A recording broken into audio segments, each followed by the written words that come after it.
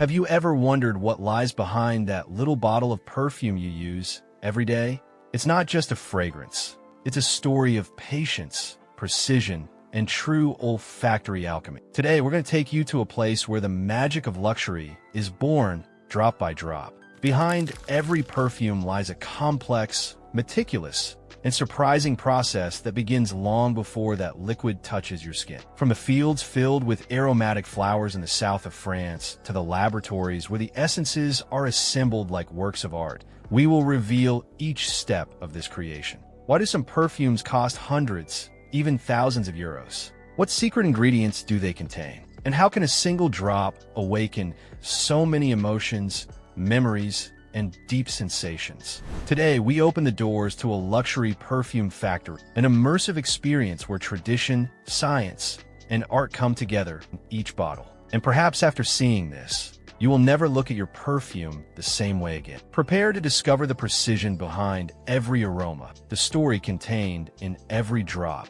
and the immense work that transforms flowers into liquid emotions. High in the hills of southern France, there's a place where the air smells different, where sunrises awaken fields of flowers, and where every breeze carries notes of history. This place is called Grasse, known as the perfume capital of the world. Since the 18th century, Grasse has been the beating heart of perfumery. What began as a leather industry, seeking to mask unpleasant odors, evolved into the art of creating unique fragrances, becoming the DNA of legendary houses such as Chanel, Dior, and Hermes. And why here? Because Grasse has it all. An ideal Mediterranean climate, fertile soils, and generations dedicated to the art of capturing scents. This region is home to some of the world's most precious flowers, the May rose, lavender, and jasmine. Ingredients that not only perfume the air, but also become the soul of iconic fragrances. Each plant is cultivated with almost sacred care. Nothing is improvised. The flowering period, sun exposure, and irrigation are all meticulously controlled. Every year, thousands of visitors flock to Grasse to experience perfume in its purest form. Many wander through the fields where the flowers grow, visit workshops where oils are still distilled as they were in the past, and learn to recognize the different notes of a fragrance. When you hold a bottle of luxury perfume, you're not just holding a scent. You're experiencing centuries of experience, living flowers, and an aromatic heritage passed down from generation to generation. In the world of luxury perfumery, certain ingredients aren't just essential, they're legendary. Three protagonists dominate the olfactory history of the most famous creations: lavender, rose, and jasmine. Lavender, with its purplish color and fresh scent, is much more than a simple decorative plant. Grown in the south of France, it brings clean, herbaceous, and slightly sweet notes. Its essential oil is versatile and serves as a soothing base in many compositions. Then comes the undisputed queen of perfume, the May rose. This rare variety blooms only a few weeks a year, and each petal contains an unparalleled olfactory richness. Its fragrance is floral and sweet, with fruity accents and an unforgettable green depth. It takes thousands of flowers picked at dawn to obtain a single kilo of essential oil. And finally, jasmine, a small, delicate white flower with immense olfactory power. Its scent is sweet, warm, and captivating. Considered one of the most sensual essences in the world, it must be worked immediately after harvest. Its ingredients are treated like treasures. Everything counts: the nature of the soil, the sun exposure, the harvesting technique. In luxury perfume houses, each batch is meticulously analyzed and selected. Their value goes beyond rarity. They convey emotions. Lavender soothes, rose seduces, jasmine bewitches. So far, you've discovered the ingredients that bring the world's most iconic fragrances to life. But this is just the beginning. If you enjoy this journey into the heart of luxury perfumery, consider subscribing and leaving a like so you don't miss out on what's next. And tell us in the comments, what's your favorite ingredient in a perfume? Lavender, rose, or jasmine? We can't wait to hear from you. But let's move on, because the process that transforms these flowers into essence will surprise you. Harvesting flowers for a luxury perfume isn't just about cutting plants. It's a true choreography, an art where time, technique, and experience are essential. For lavender, The perfect harvest time comes when the flower reaches its peak. Too early, and the essential part has not yet developed. Too late, and its potency fades. Growers monitor the color, texture, and even the scent of the stems to determine the exact moment. For jasmine, the process is even more delicate. These small flowers must be picked one, by hand, just at sunrise, when their fragrance is most intense. If the harvest is delayed, some of its aromatic strength disappears. The May rose also requires special attention. Only the flowers in full bloom are harvested by hand, and it takes thousands of flowers to produce a tiny amount of oil. In all cases, the harvest must be quick but meticulous. Once picked, the flowers are immediately transported to processing centers. The time between picking and extraction is crucial. The shorter the time, the higher the quality of the oil. Every flower harvested is a promise of excellence. In perfumery, there is no room for improvisation, only passion, rigor, and a deep respect for nature. When the fresh flowers arrive at the factory, one of the most fascinating steps begins: distillation. This is where the plant material is transformed into pure essence, where the perfume leaves the petals to become the liquid soul of the bottle. The most traditional method, still widely used, is steam distillation. Flowers, such as lavender, are placed in large steel stills. Low-pressure steam is injected into the plant, which then penetrates the plant and releases the essential oils. The steam aroma mixture then passes through a refrigerated coil, condenses, and separates into two phases: water and oil. The lighter oil floats to the surface and is carefully extracted. This is what perfumers call liquid gold. But not all flowers can withstand heat. Jasmine or some roses require alternative techniques, such as solvent extraction or enfleurage, an ancient method that uses fat to capture scents. These processes preserve the delicate notes that steam would destroy.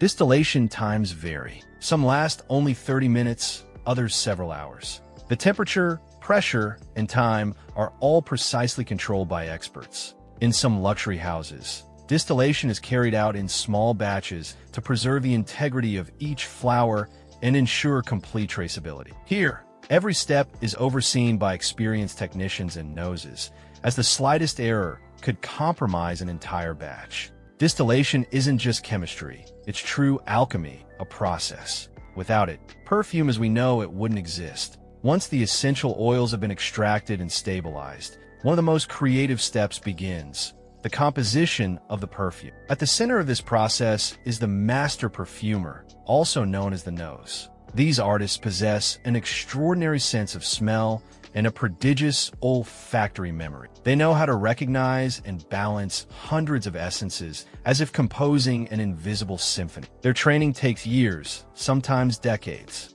Their laboratory resembles a gourmet kitchen. Shelves filled with bottles, formulas noted and adjusted, mixtures tested again and again. Each fragrance is organized into 3 layers: top, middle, and base notes. Finding the perfect balance can take weeks or months. What seems ideal on paper isn't always ideal in practice, hence the constant testing. Technology also assists the process with specialized software, but the final decision always rests with the nose. Once the formula is chosen, the fragrance is tested on different skin types and conditions. Because a great perfume doesn't just smell good, it tells a story, expresses character, and leaves a lasting impression. A luxury perfume wouldn't be complete without its bottle. Elegant, crafted, and refined, it's much more than a simple container. It's an integral part of the experience. It all starts with the glass, made from a precise blend of sand, sodium carbonate, and limestone,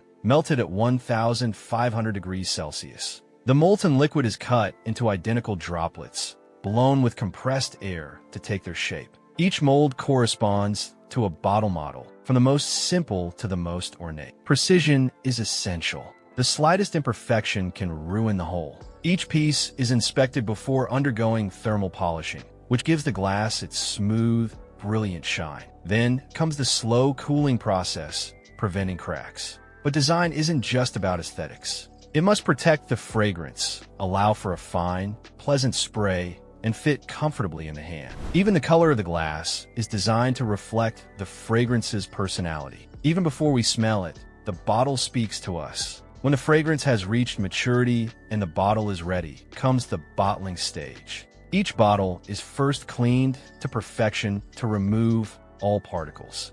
Next, high-precision machines fill the exact amount down to the milliliter. Then comes the atomizer, the small mechanism that transforms the liquid into a fragrant cloud. Here, no mistakes are tolerated. Once sealed, the bottle receives its label, sometimes engraved or screen printed, and in the most prestigious houses, even personalized. Finally, it is placed in its box, designed to protect, but also to reflect the spirit of the house. In some factories, even the final closing step is done by hand, ensuring a perfect fit. Every detail is controlled, because in the world of luxury perfume, nothing is left to chance. Beyond its scent, a fragrance has the power to transform our state of mind and the way we present ourselves to the world. It's not just about smelling good, it's an emotional language. The sense of smell is directly linked to the limbic system, the seat of memory and emotions. This is why a scent can instantly transport us to a memory, a person, or a moment. A scent can soothe, inspire confidence, and seduce. It's also a form of personal expression, softness, strength, sensuality. Everything comes from the notes we choose. Studies even show that certain scents influence social perception, making a person more attractive or trustworthy. A fragrance doesn't just accompany us, it represents us. Behind every bottle of luxury perfume lies much more than a simple scent. It's entire fields of flowers, patient hands, scientists, and artists who come together to transform nature into emotion. Every step, from harvest to bottling, demonstrates a commitment to excellence, beauty, and tradition. Wearing a luxury fragrance means wearing a story made up of notes, emotions, and centuries of expertise. So, the next time you spray your favorite scent, remember everything that went into creating that moment. It's not just a product, it's art, science, and passion in a bottle. And if you found this journey as fascinating as we did, don't forget to like the video, share it, and subscribe to discover even more secrets of luxury. You don't want to miss what's coming next. It's just as amazing.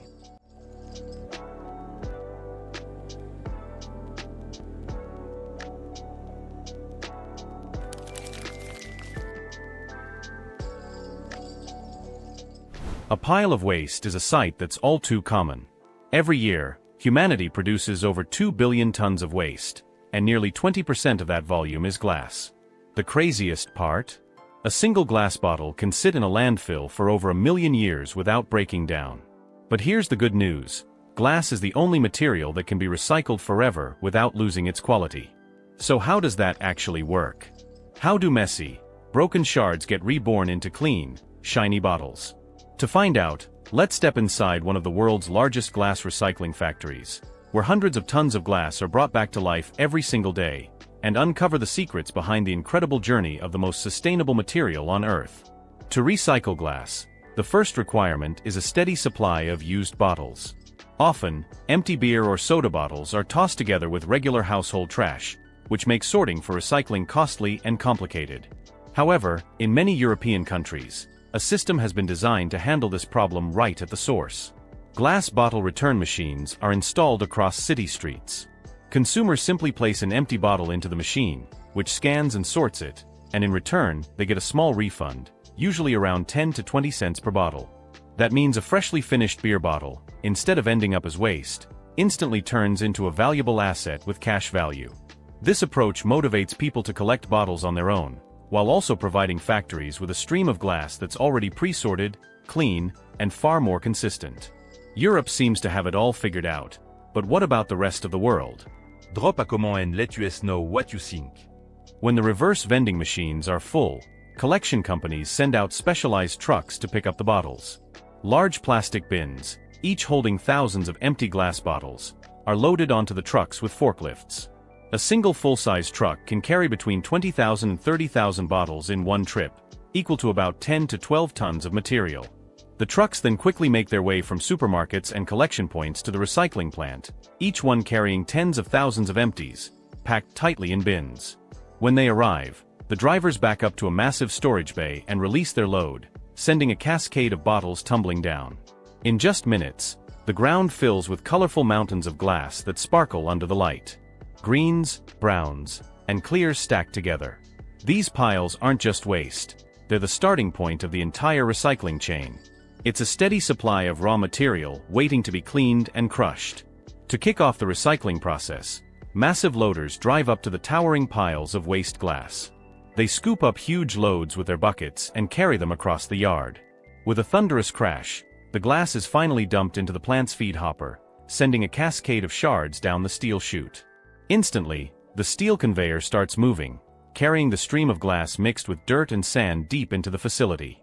The first stop is the vibrating screen, where powerful shakes separate out dust, grit, and tiny particles. After this stage, the glass is much cleaner, but larger contaminants that machines can't easily detect still remain. Along the conveyor, workers stand ready, carefully pulling out paper, plastics, and anything else that doesn't belong. This blend of mechanical screening and human hands produces a cleaner batch of material, ready for the next step in the recycling journey. Do you know what's still hiding in that pile of broken glass? The bottle caps. Luckily, most of them are made of metal, which means they can be pulled out easily with a high-powered magnetic separator. The principle is simple. The strong magnetic field grabs the bits of steel while the glass keeps moving down the conveyor. Thanks to this step, the glass is now about 80% clean and one step closer to its rebirth. Once most of the contaminants have been removed, the glass moves on to the next crucial step, being ground into cullet. The larger pieces are fed into a hammer mill, a massive machine with high-speed rotating hammers that smash the glass over and over until only tiny fragments remain. Any pieces that are still too big are automatically detected and sent back through the mill until they reach the right size. This ensures the entire glass stream is uniform. The process creates cullet, fine sparkling glass particles that look almost like man-made sand. Because it's broken down so small, cullet melts much faster in the furnace, saving up to 40% of the energy compared to using raw materials like sand or limestone. After that, the cullet is carried to a powerful suction system where it's blasted with a strong stream of air. This airflow strips away and blows off any leftover label fragments, leaving the glass even cleaner. Finally, the cullet moves into the optical sorting system, the most precise step in the entire process. As the glass cascades down like a shimmering waterfall, laser sensors continuously scan each tiny fragment to detect its color and composition. The moment brown glass, green glass, or even a stray ceramic shard is identified, the system instantly fires a precise puff of air, shooting it into a separate stream. The speed is almost unbelievable. Tens of thousands of pieces are processed every single minute. This ensures that the cullet is sorted with perfect accuracy by color, because even the slightest mix of the wrong shade would ruin the quality of the recycled glass. Once the cullet has been sorted, it continues moving along the conveyor belt. The tiny glass particles are directed into separate storage areas, each divided by color. There, they gradually pile up into massive stockpiles, waiting to be transformed into brand new glass bottles. After being sorted and ground down, cullet can't go straight into the furnace on its own. It needs to be blended with raw ingredients first. The mix starts with pure silica sand, the key element that gives glass its clarity. Then comes soda ash, or sodium carbonate, which lowers the melting temperature and saves energy across the entire process. Limestone is added as well, strengthening the glass and making it more stable once formed. In some formulas, manufacturers also include dolomite, alumina, or metal oxides to adjust color and properties. The most important part, though, is still the cullet, which can make up anywhere from 20 to 70% of the batch, allowing the melt to flow faster and cutting energy use by up to 40% compared to brand new raw materials. In fact, adding just 10% more cullet can reduce energy consumption by about 3% and significantly cut CO2 emissions. With the predetermined formulas from the factories, the mixture is evenly mixed and ready for the melting process. The blended mix is then fed into a massive gas furnace, where temperatures reach about 1,750 degrees Celsius, even hotter than molten lava from a volcano. Technicians carefully monitor the entire process and pour the mixture into special crucibles. Inside the facility, workers must wear fireproof suits and heavy gloves, as the surrounding heat, nearly 3,000 degrees, is almost unbearable. Once the ingredients stabilize, the mouth of each crucible is sealed to maintain the extreme heat and control the melting process. After 24 hours, the mixture is no longer sand.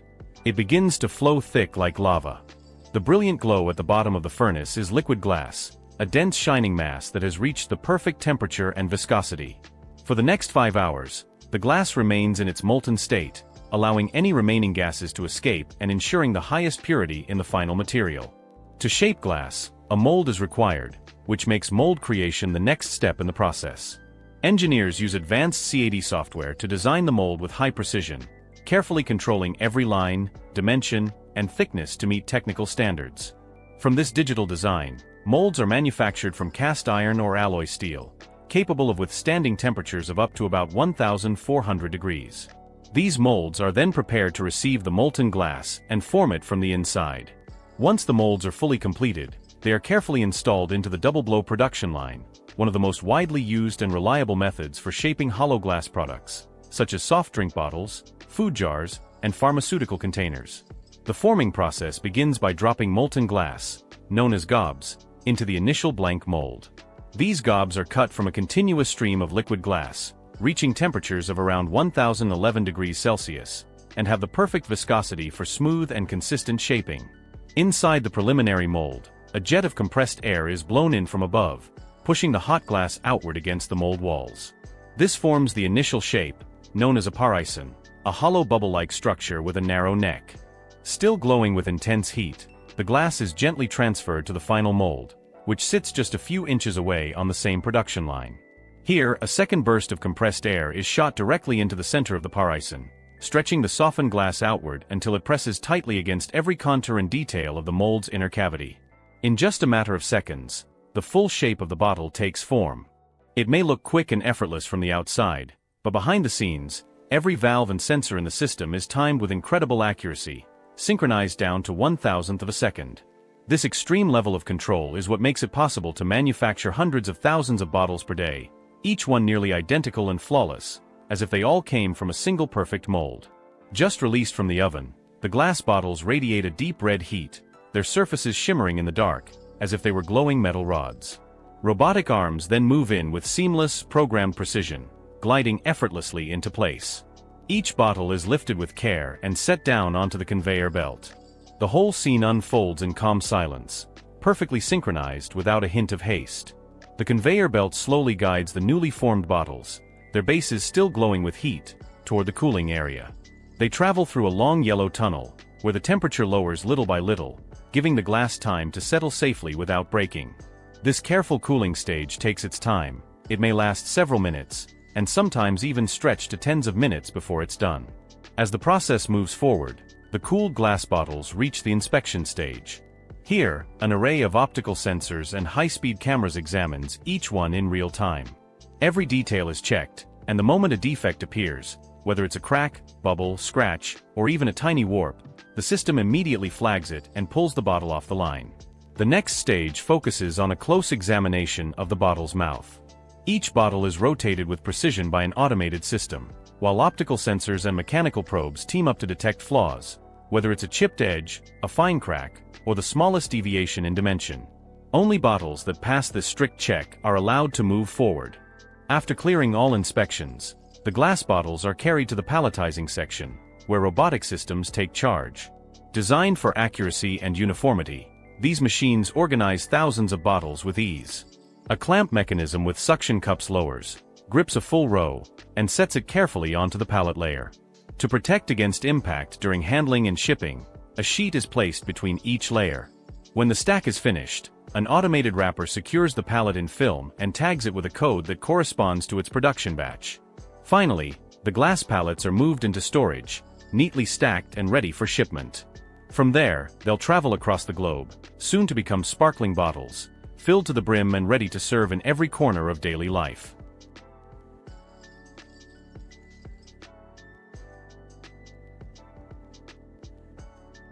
And of course, glass bottles are made to hold drinks. And let's be honest, just about everyone has had a Coca-Cola at least once in their life. These glass bottles are filled with the world's most iconic soda, but before they hit the shelves, they go through a tightly controlled bottling process. First, each bottle is thoroughly cleaned using high-pressure hot water and steam to eliminate any dust or bacteria. Then they move down a high-speed conveyor to the filling station, where automated nozzles fill each one with Coca-Cola, down to the exact milliliter. At the same time, CO2 gas is injected to lock in that signature fizz.